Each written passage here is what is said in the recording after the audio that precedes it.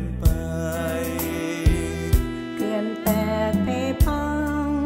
น้ำหลั่งท่วมเมืองสนามไทรอัตภาเกิดความเสียหายคนตายไหลไปกับน้ำส่วนที่หนีกัน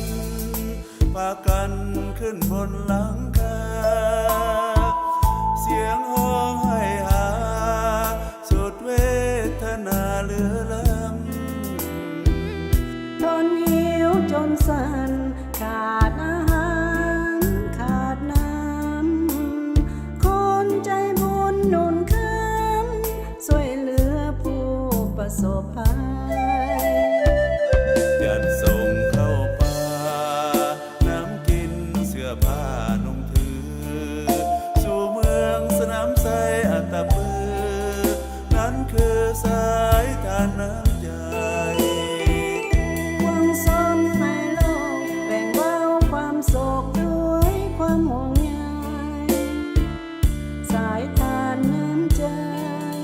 เยี่ยมล้นเมตตาสงสาร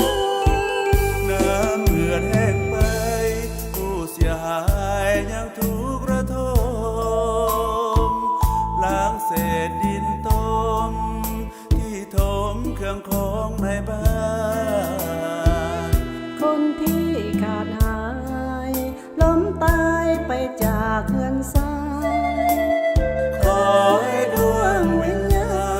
ณสู่แดนสวรรค์ทุกคน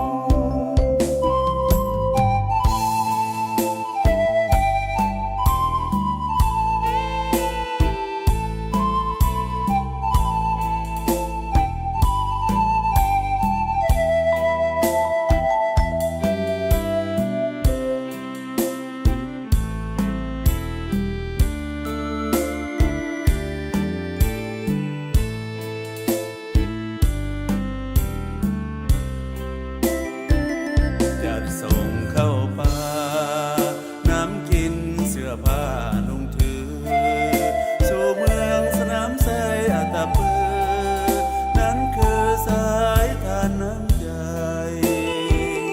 หวังซ่อนในโลกแบ่งเบาความโศกด้วยความห่วงใย